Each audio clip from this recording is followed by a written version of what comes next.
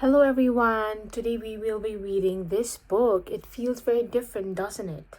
Look at all the colors and look at the animals. So, today the book that we will be reading is What Makes a Rainbow. It is by Betty Schwartz. Let's go. Little Rabbit and his mother was sitting under a big red flower petal. Look, said the little rabbit. It stopped raining. Yes, said Mama Rabbit. Soon we'll see a rainbow. What makes a rainbow? Asked the little rabbit. Why don't you ask your friends? Said Mama Rabbit. Ladybird, what makes a rainbow? Asked Little Rabbit. Red, said the ladybird, gently closing her red wings. You need red to make a rainbow. So look what this is. It's a ribbon and it's red in color. What color do you think would come next? Let's see. Wow, Mr. Fox, what makes a rainbow? Said the little rabbit.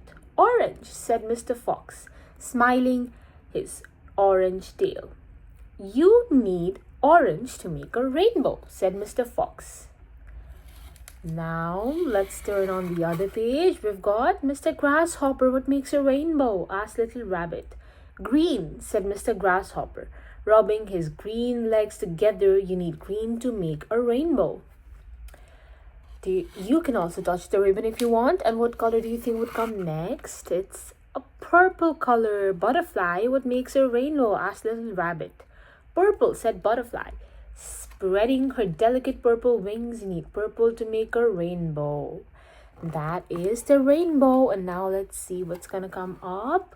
Wow, Mama Rabbit, how you know what makes a rainbow? Rainbow colors: red, orange, yellow, green, blue, purple, and sunshine. There we go. That's a rainbow. What color is your favorite? What color would you like?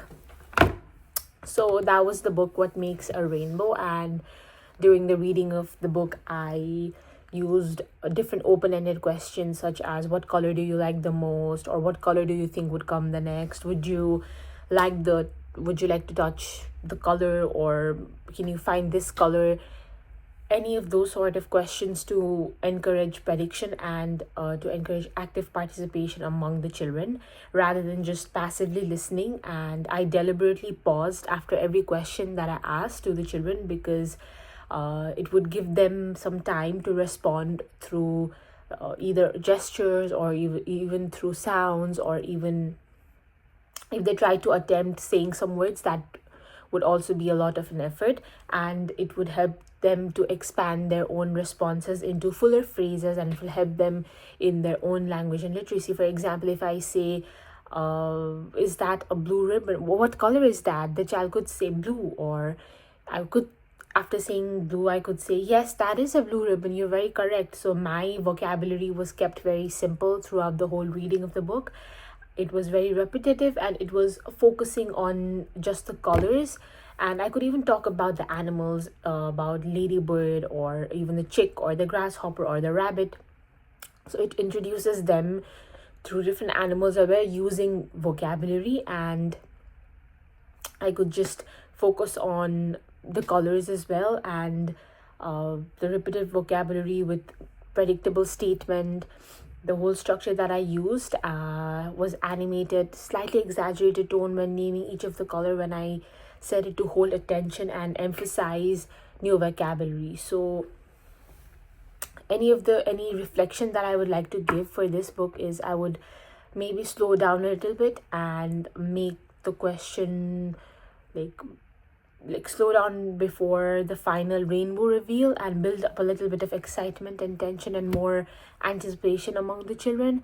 I would also ask more why questions, or more interactive questions, like something that would make them use their own words and more expand their more vocabulary and use their own infant thinking. Even though I could not use very hard or tough words to make them understand, I could use sentences like what color, or why, or what do you think would come next, and would you like to do this, so that they could at least form a proper word or sentence, and it would help them a lot. So yes, that was What Makes a Rainbow.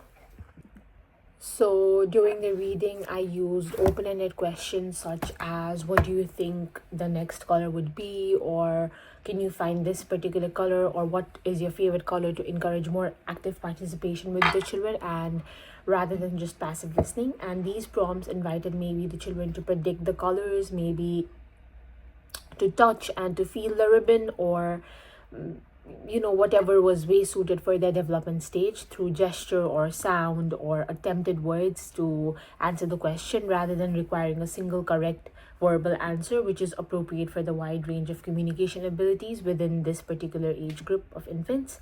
And I also paused and took some time after each question to give the children genuine processing and response time before continuing to read the book. And I deliberately paused again and again just before each of the animals were introduced, so I could even ask the babies questions such as, oh, look, it's a ladybird, it's red in color, or look, it's a chick, it's yellow in color, like to build anticipation and to encourage children to predict the pattern for themselves.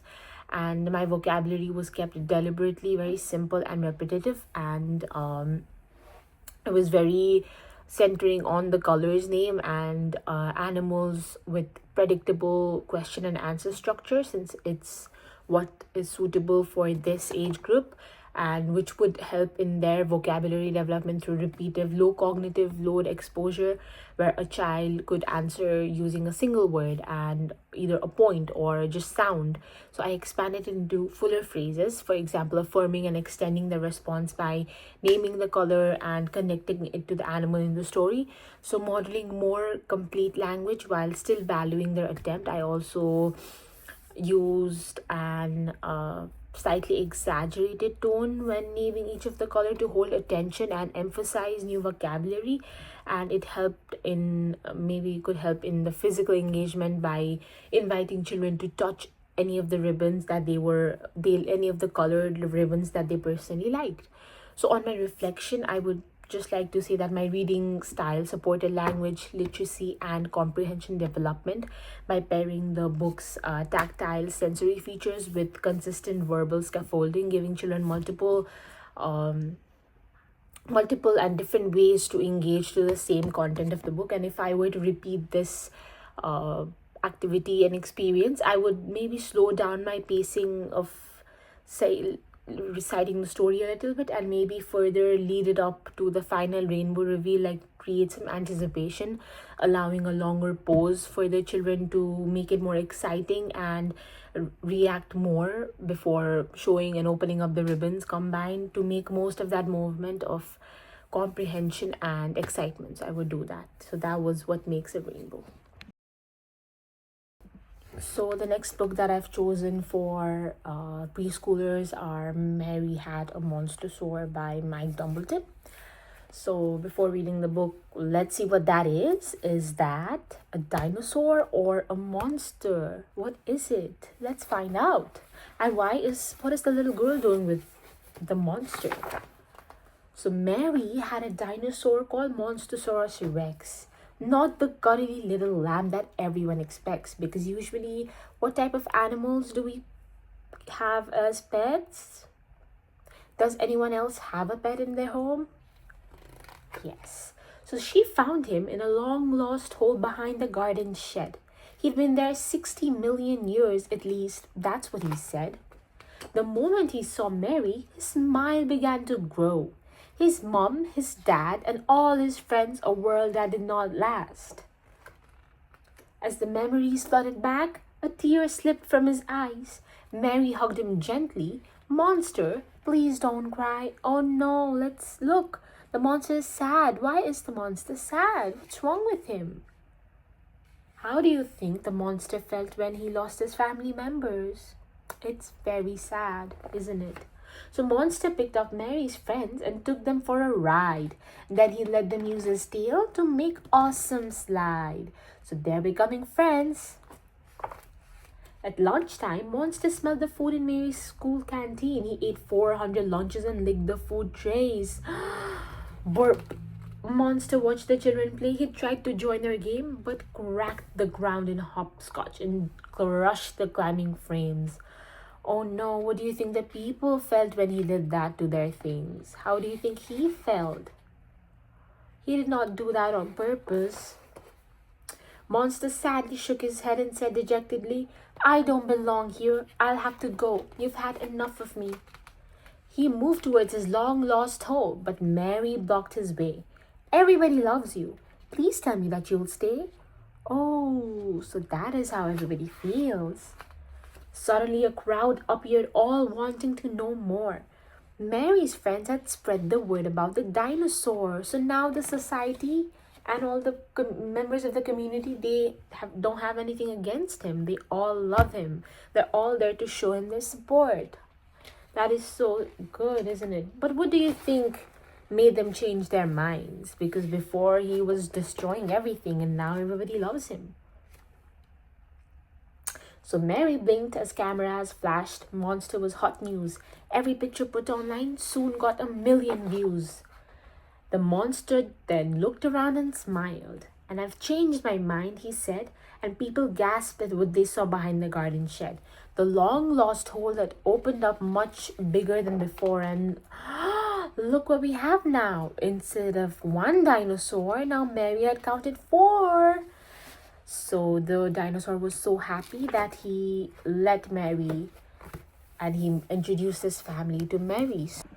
So during the reading of Mary Had a Monster, I used open-ended questions such as how do you think the monster felt, or what do you think made the community, the people's mind to change? How did they change their mind to get the children thinking about the characters' own feelings and the reasoning behind the events that happened rather than just them listening to what I said. I paused before rhyming phrases, and by going on to the next page after asking questions, I took some pause for the children to form their own answers so that they could predict and they could join in with the rhythm.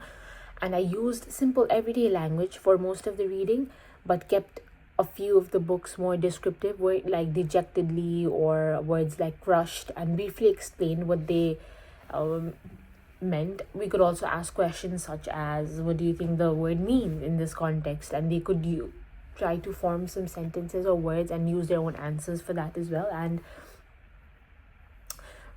children would be exposed to more richer vocabulary without losing the flow of the story in this case. And when a child responds with a short answer, I could repeat back in a fuller sentence to model more complete language so that even they could understand. It will be helpful for them as well. And I also changed my own tone and volume for different characters for most of the emotional part of the story to help hold of the children's attention and show the mood of each and every one of the characters. So overall, my reading style supported children's language and comprehension by combining rhyme, repetition, and with genuine discussion.